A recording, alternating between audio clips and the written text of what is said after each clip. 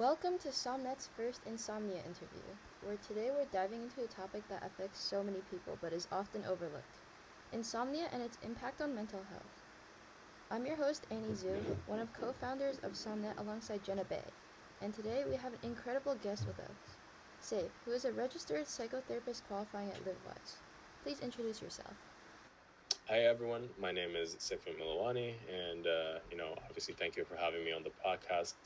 I am a registered psychotherapist qualifying in Canada, Ontario here. I specialize in helping people navigate mental health challenges, and one of the biggest areas we look at when we're dealing with the depression, anxiety, and stressors just in life in general is also sleep. So let's keep it real. When sleep suffers, everything else does too. So this is something that we take a look at. In my practice, I work with clients dealing with stress, anxiety, insomnia, and using evidence-based approaches to help them improve their sleep and overall well-being as well. If you're struggling with sleep or just want to optimize your rest, this is a great podcast to listen to. But you're also welcome to reach out to myself to book an appointment regarding any of the issues that we're going to talk about today. Before we jump in, just keep in mind that while I am a registered psychotherapist, I'm not a medical doctor. So everything we talk about today is for educational purposes only and shouldn't be considered medical advice. If you're dealing with serious sleep concerns, I always recommend consulting a qualified healthcare professional, so a medical practitioner or family doctor, or book an appointment with me and we can talk about it just more in depth. So just keep that in mind as you listen to the podcast. Before we dive into today's conversation, let's give you a little background on LiveWise.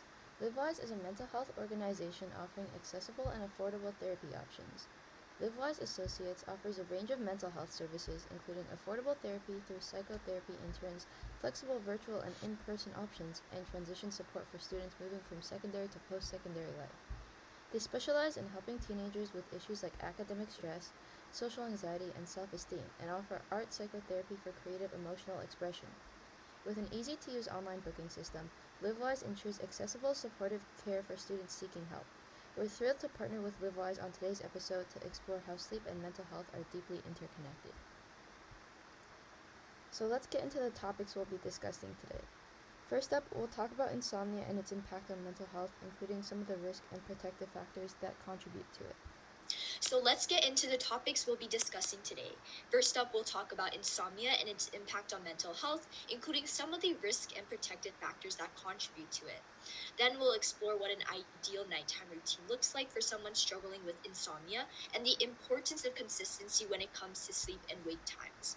We'll also get into how insomnia affects different age demographics and what advice Seif has for those trying to balance mental health treatment with improving their sleep. Of course, we'll touch on the practical side, like how insomnia impacts academic and workplace performance, and even how untreated insomnia can lead to relationship strain or social isolation. Later on, we'll discuss the subtle signs of sleep deprivation and how environmental factors like noise levels, lighting, and room temperature can affect sleep quality. We'll wrap up with some helpful tips for those trying to improve sleep, even in these less ideal environments. Alright, let's kick things off. Seif, insomnia is often linked with a variety of mental health challenges. Can you tell us a little about the risk and protective factors that contribute to this? For sure, yeah. Insomnia is a complex issue, and there are a lot of factors that can either make it worse or help protect against it. So if we're tackling risk factors or talking about risk factors, mental health is obviously a big one here.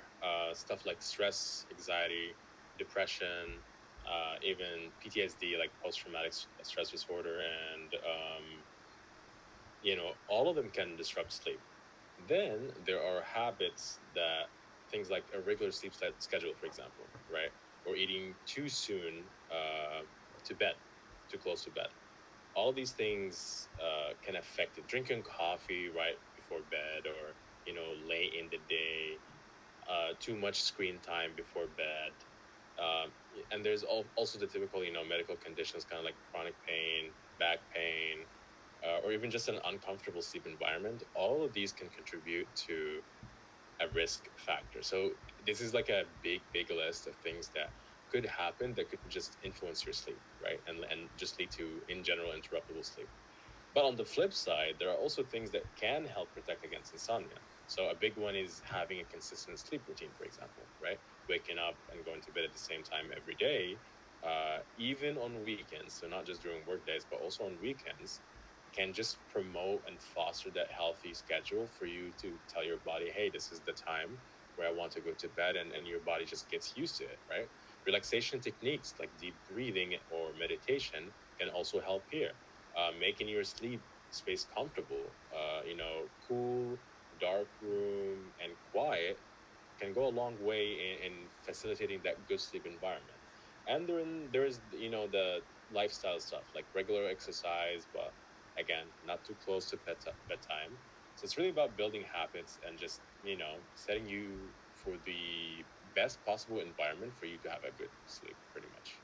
Does that make sense? Yes. Now we hear a lot about how important routines are when it comes to sleep. What does an ideal nighttime routine look like for someone who's struggling with insomnia? A good nighttime routine is all about sending signals to your body that it's time to wind down, right? Ideally, you want to start at least an hour before bed. That means dimming the lights, turning off screens, um, including your cell phone, because blue light messes with the melatonin production, and doing something relaxing instead, like reading, stretching, or even something like taking a warm shower can just help, get that sleep almost mentality and mindset going forward. Keeping a consistent bedtime is also key, even if you don't feel tired. So our bodies love rhythm, and if we constantly change when we sleep, it throws off your internal clock. And of course, things like avoiding caffeine later in the day and keeping your bedroom cool, dark again, and just quiet can help a lot with that routine, right? Think of it as kind of like setting up the perfect conditions for sleep to start coming in naturally. Like by, let's say you want to sleep by 10 p.m. By 9 p.m., you should be almost always doing the routines that you do for bed, kind of like brushing your teeth. If you're taking a shower before bed, you want to do it then. Putting your phone away or putting on the charger, setting your alarms, and being in bed like 15 to 30 minutes before that is probably a good idea, just to foster that healthy habit of always sleeping on time or being in bed on schedule. It's interesting to think about how insomnia doesn't affect one group. What do you think are the demographics most impacted by sleep deprivation or insomnia? Yeah, that's a good question as well. Honestly, sleep issues don't discriminate. So, anyone from any age, from any gender, from any background, um, can really have issues with sleep overall. So, pretty much everyone has experienced bad sleep at some point in their life. But if we're talking about who's the most affected based on, data that we see, there are a few groups that stand out. One is older adults. So as we age, our sleep structure kind of changes a little bit due to responsibilities and so on. And things like chronic pain or medication side effects can make it harder for us to get a full night's rest. So stay asleep for like the 7 to 8 hours that we want to sleep.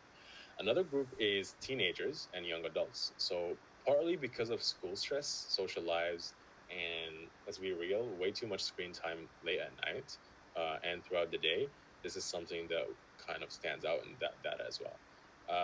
Women tend to also report more sleep issues than men overall, especially around hormonal changes like pregnancy or menopause.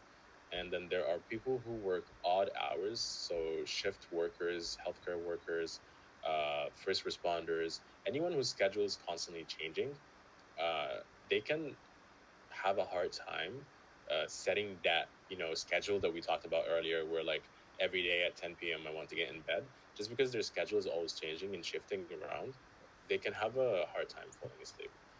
Um, yeah, anyone whose pretty much schedule is constantly changing and where their body can never get used to a specific schedule will probably have an issue with falling asleep.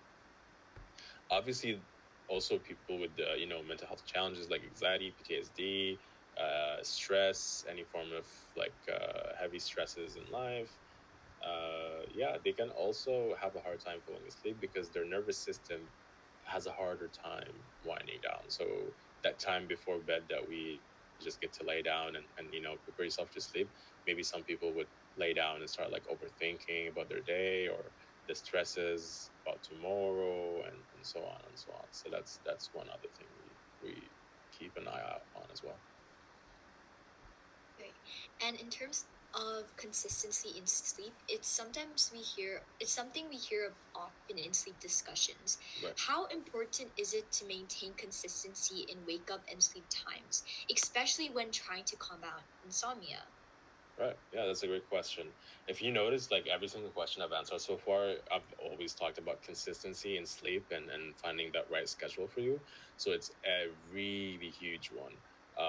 One of the biggest things I tell people struggling with sleep is to pick a wake up time and just stick to it, even on weekends, right? Like we want to make it almost a habit where like if I'm going to sleep at 10 p.m. during the weekdays, I don't want to necessarily change that on the weekends because then I'm always introducing these like schedule changes and shift changes that we just talked about that can, make us struggle a little bit more with making it a habit and falling asleep on time every single day.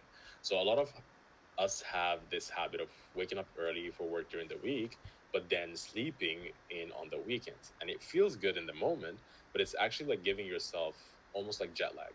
Your body thrives on consistency, and when you keep shifting your schedule, it confuses your internal clock, right? So a good rule of thumb is to wake up at the same time every day, even if you had a rough night. That helps your body learn when it's supposed to be awake and when it's supposed to sleep. Hopefully, over time, it strengthens your natural sleep wake cycle. So, falling asleep becomes a lot easier in the future. For people who are managing mental health challenges alongside insomnia, what would you recommend for balancing mental health treatment while improving sleep? For sure, yeah, that's a great question as well. Sleep and mental health are closely linked. When one suffers, the other does as well. So that's why we don't just treat the sleep problem in isolation, but we also look at what's going on mentally and emotionally, and even to a further degree physically, because all of these can contribute to your sleep patterns and your sleep behaviors. So a big approach I use is cognitive behavioral therapy for insomnia, and it helps people challenge negative thoughts about sleep and build better sleep habits. Kind of like an example is a lot of people with insomnia start stressing about not sleeping, which then makes it even harder to sleep. And CBT for insomnia helps break that cycle. So I also recommend something that you can do at home is mindfulness and relaxing techniques. So things like deep breathing before you sleep, muscle relaxation, guided meditation. These are all great exercises that you can use. Uh, Ideally, not too close to bedtime. And if someone is dealing with anxiety or depression, it's a good idea to probably here seek a psychotherapist because this is something that then we can work together to kind of facilitate that better understanding of the situation that's going on. And by working on that anxiety or depression, you're also at the same time working on that sleep pattern and sleep challenge that you're having. And hopefully, the goal is to create a lifestyle that supports both mental health and sleep as well. That should be it for today. Great. Thank you so much for being here today, Seif. This has been a fantastic conversation, and I know our listeners are going to walk away with a lot of valuable takeaways on how to improve their sleep and mental health. A big thank you for LiveWise to partnering with us on this episode, and we're so excited to see what's to come. As well, to our listeners, if you enjoyed today's episode, make sure to share and stay tuned for our next conversation. Until then, this is Somnette and LiveWise. Sleep well and take care of yourselves.